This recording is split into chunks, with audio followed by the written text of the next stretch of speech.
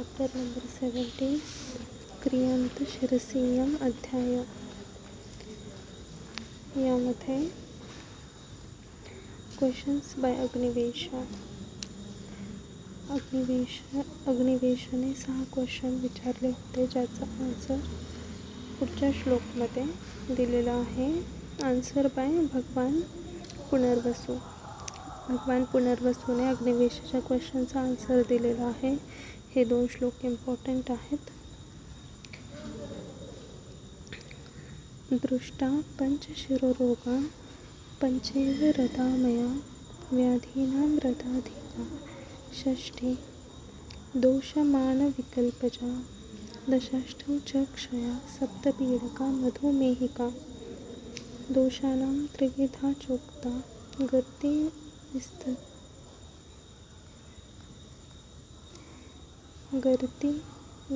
गतिर्विस्तरतः शृणु.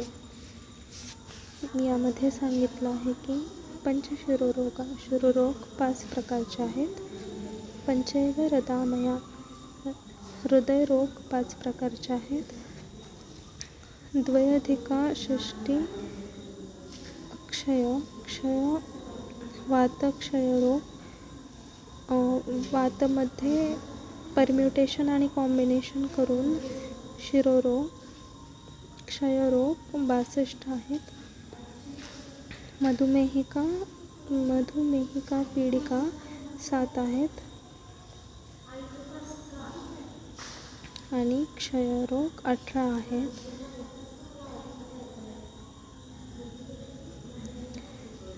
शिरोरोग निदान. Aetiology of diseases of head. हे जनरल आहे, ज्यामध्ये 10 ते 15 संस्कृत टर्म्स आपल्याला लक्षात ठेवायचे आहेत. त्यामध्ये पहिलं संधारण म्हणजे सपरेशन ऑफ नॅचरलायझेस. दिवास्वप्न दिवसा झोपणं. रात्र जागरण रात्रीचं जागरण करणं. मदात इंटॉक्सिकेशन होणं. उच्चैभाष्य जास्त जोरात बोलणं.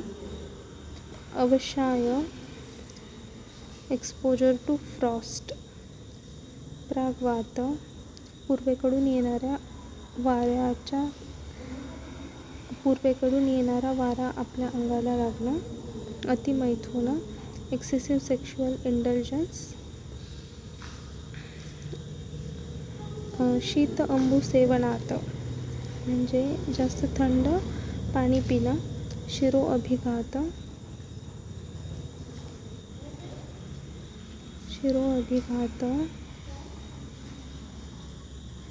डोक्याला मार लागणं.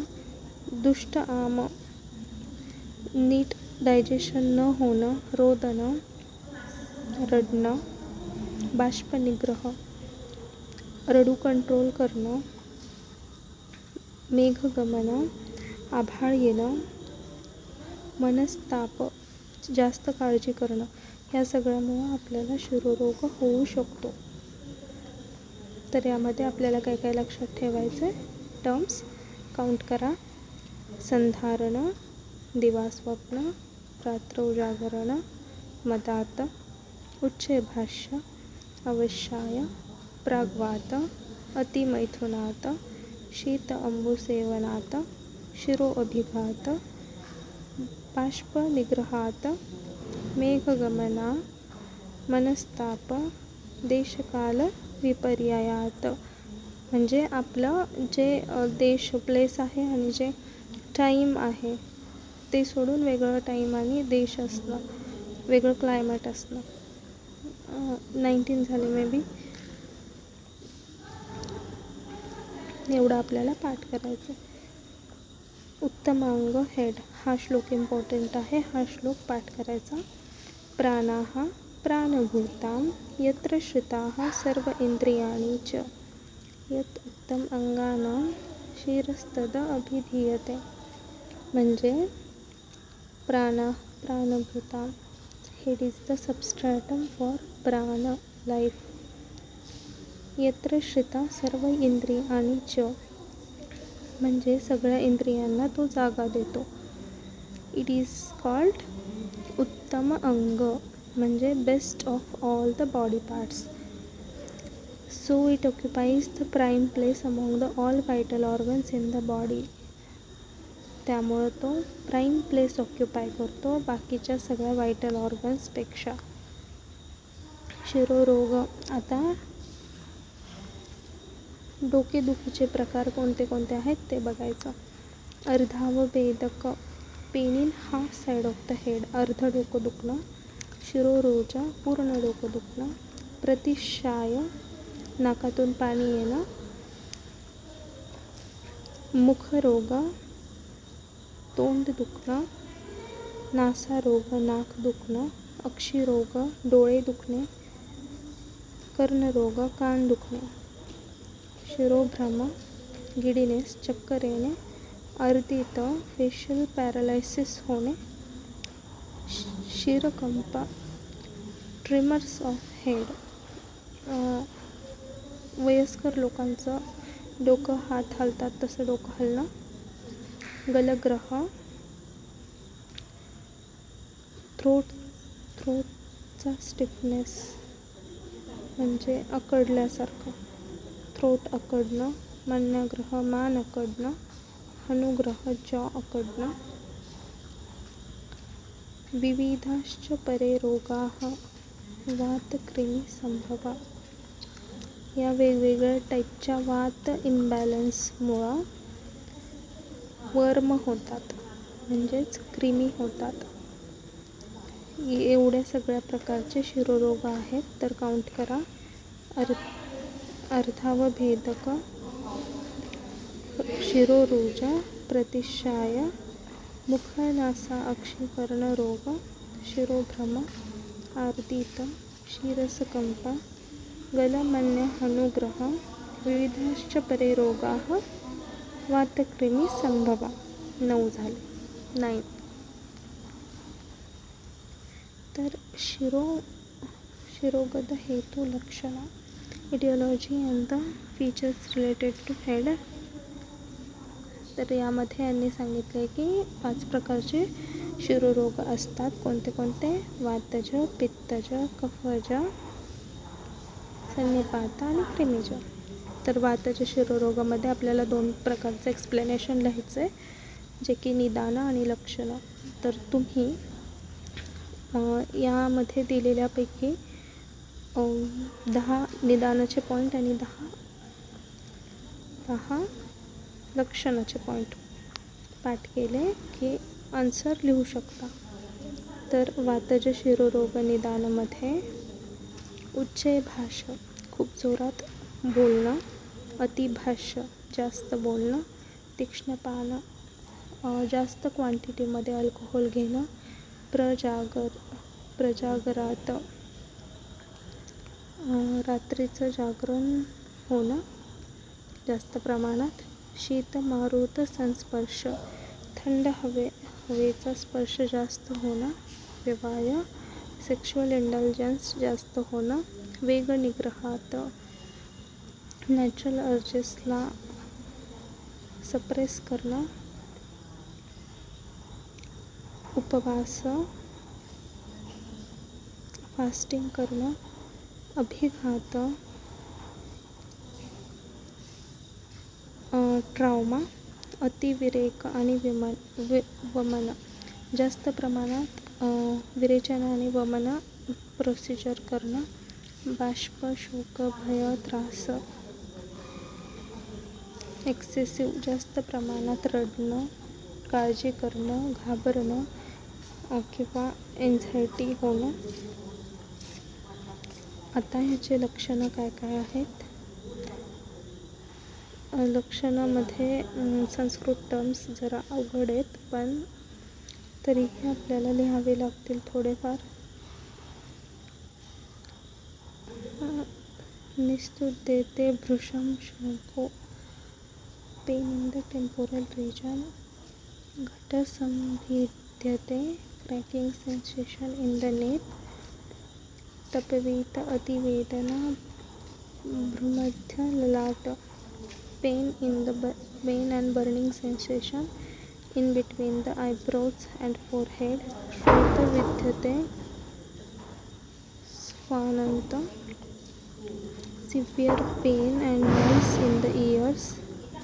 निष्कृष्यते, feeling as if eyes are coming out. शिरः सर्वा घुरन्ति, giddiness. शिरोधरा स्तब्ध, stiffness of the neck.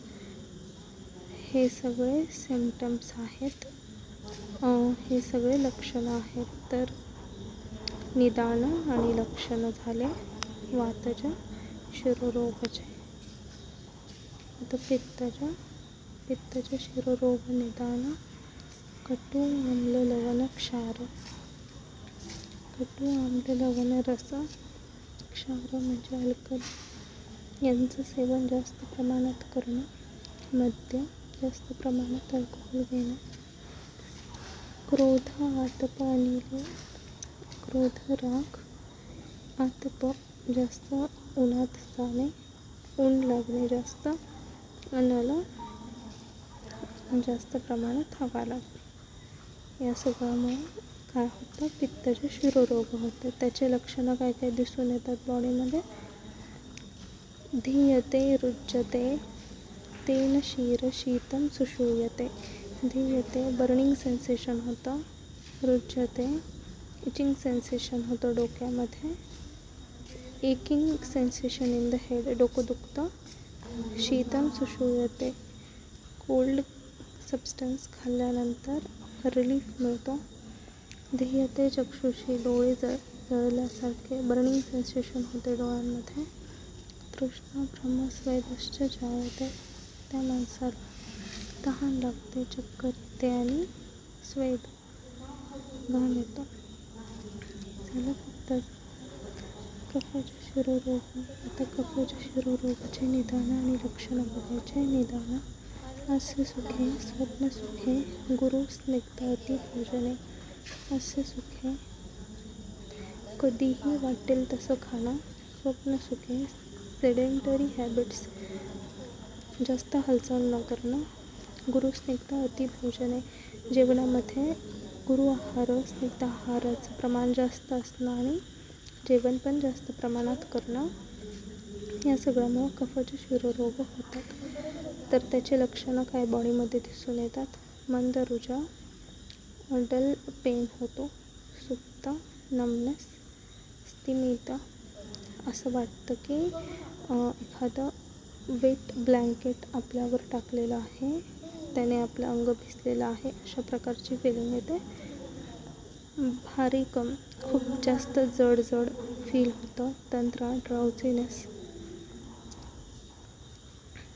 आलस्य, थकल्यासारखं होतं. अरोचक, कुठल्याही अन्नाची चव लागत नाही.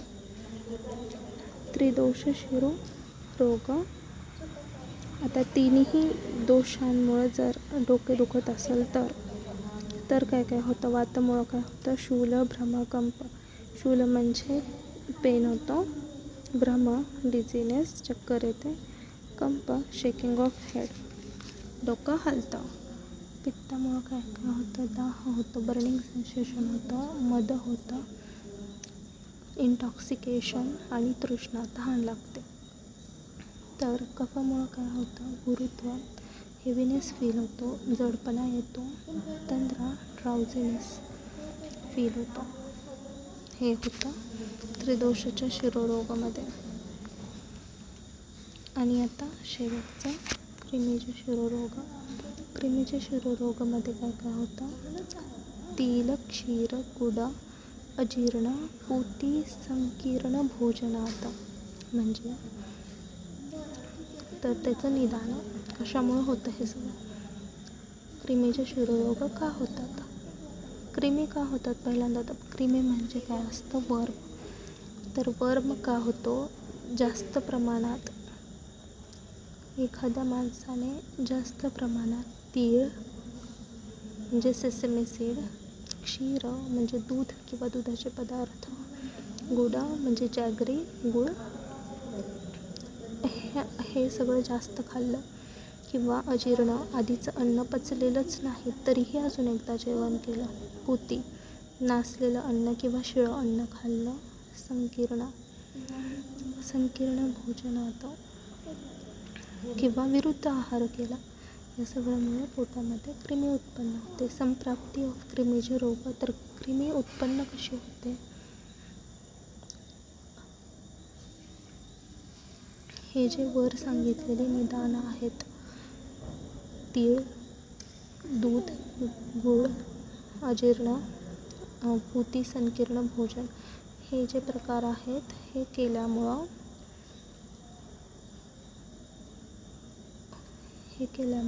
प्लेद वाढतं, अशुक, कफ आणि मांस वाढतं. प्लेद म्हणजे मॉइश्चर वाढतं, रक्त, कफ आणि मांस ह्या सगळ्यामुळं क्रिमी उत्पन्न होतं. किंवा क्रिमी पापकर्मांमुळं, वाईट कृतींमुळे सुद्धा उत्पन्न होऊ शकतं. क्रिमीचे रोगाचे लक्षणं काय आहेत जे आपल्याला पेशंटमध्ये दिसून येतील? व्यथा,